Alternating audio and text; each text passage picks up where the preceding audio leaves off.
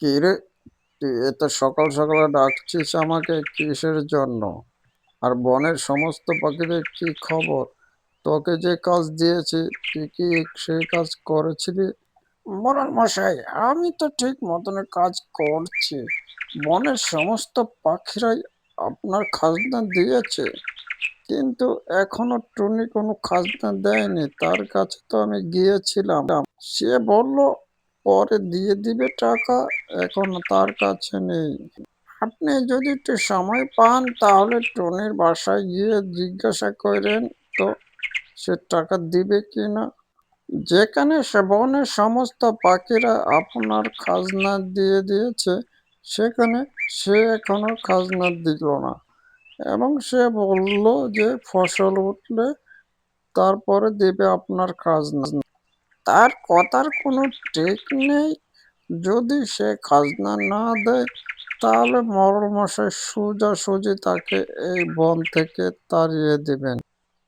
কিরে টুনি, তুই যে সব কাজকর্ম করছিস, এইসব কাজকর্ম মোটে একদম ভালো নয়, আমার অপছন্দ। যেখানে বনের সমস্ত পশু পাখিরা আমার খাজনা দিয়ে দিয়েছে, সেখানে তুই এখনো খাজনা দেস নাই।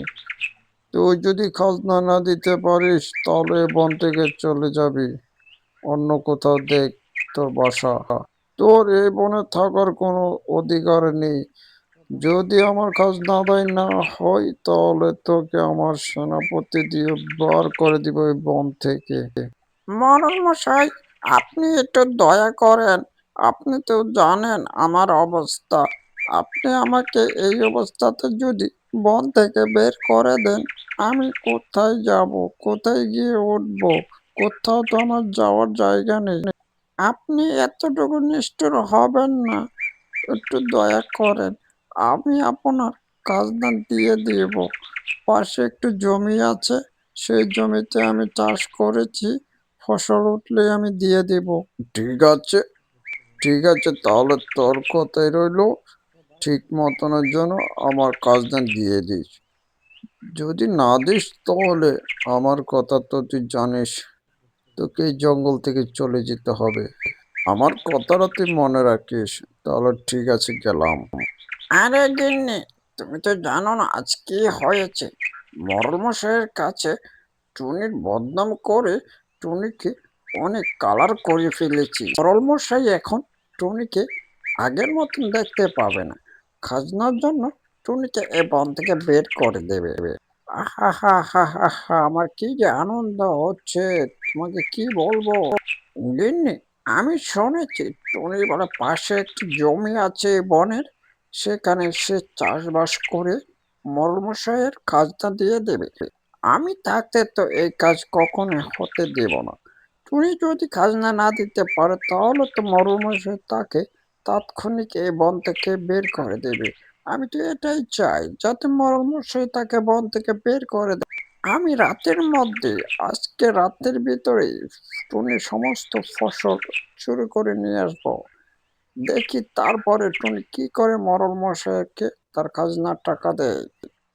পরের দিন সকালবেলা টুনি তার আঙ্গুর খেতে এসে দেখলো যে সমস্ত আঙ্গুরগুলো চুরি করে নিয়ে গিয়েছে। কিছু আঙ্গুর মাটিতে ছিঁড়ে ফেলে থেকে গিয়েছে। একই হয়ে গেল আমার এই ক্ষেতের অবস্থা। কে করলো এই আমার এত বড় সর্বনাশ? আমার এই একমাত্র ভরসা ছিল এই ক্ষেতটুকুই। এই ক্ষেতের ফসল বিক্রি করে আমি মরল মশাই খাজনা পরিশোধ করব। এখন আমি কি করে খাজনা পরিশোধ করব? আমার সমস্ত আঙ্গুরগুলো তো নিয়ে গেল চুরি করে। আরে গিন্নি, খাও তো দেখি পাকা পাকা আঙ্গুর টুনির গাছের। তুমি খাও, তোমার জন্য অল্প কিছু নিয়ে এসেছি, বাকি আঙুরগুলো বিক্রি করে দিয়েছি। টুনি এত বড় ক্ষতি হওয়াতে টুনি দিশেহারা হয়ে নদীর পাড়ে এসে একা একা কান্না করছে। তখন নদী থেকে হঠাৎ করে উঠে আসলো এক জলপরী। তখন জলপরী বল, শোনো, আমি জলপরী। আমি জলের নিচ থেকে তোমার কান্নার আওয়াজ শুনে উপরে এসেছি। তোমার সমস্ত কথাই আমি শুনেছি।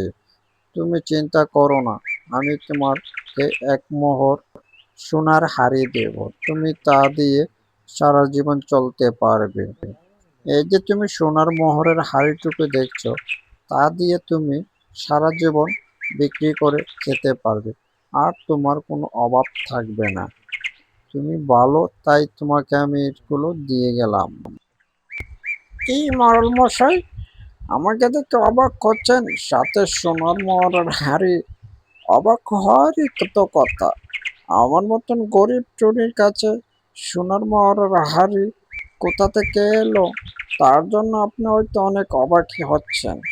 আপনি এই বনের কিছু দুষ্ট পাখিদের কথা শুনে আমাকে বন থেকে তাড়িয়ে দেওয়ার জন্য হুকুম করেছিলেন, সামান্যটুকু খাজনার জন্য।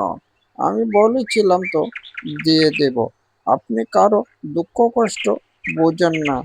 আপনি এও বলেছিলেন যে সেনাপতি দিয়ে আমাকে এই বন থেকে তাড়িয়ে দেবেন। ঠিক আছে, আমি আপনার খাজনার এই সোনার মোহর দিয়ে যাব। আপনি এই নিয়ে কোনো টেনশন করবেন না। আপনার কতটুকু সোনার মোহর দরকার এই হাড়ি থেকে আপনি নিতে পারেন, আমার কোনো সমস্যা হবে না। আপনি যতটুকু ইচ্ছা নিয়ে যান। টুনি এইসব কথা বলে মরল মশাইকে সোনার মোহর দিয়ে সেখান থেকে চলে গেল।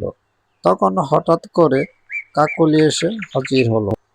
এই গো মরল মশাই, আপনার মনে হয় মনটা বারবার, ও আপনি মনে হয় টুনির খাজনার বিষয় নিয়ে চিন্তা করছেন। এত চিন্তা করার কি আছে? তাকে বন থেকে বের করে দেন খাজনা দিতে না পারলে। ওইসব নিয়ে আপনি শুধু শুধু চিন্তা কেন করবেন? আরে শোন, তুই টুনিকে এই জঙ্গল থেকে বের করতে বলেছিলি খাজনার জন্য, সেই খাজনার বদলে সোনার মোহর আমাকে দিয়ে গিয়েছে। শোন, একটা কথা মনে রাখ, টুনি সবসময় ভালো, তাই সৃষ্টিকর্তা তার পাশে সবসময় সবসময় থাকে।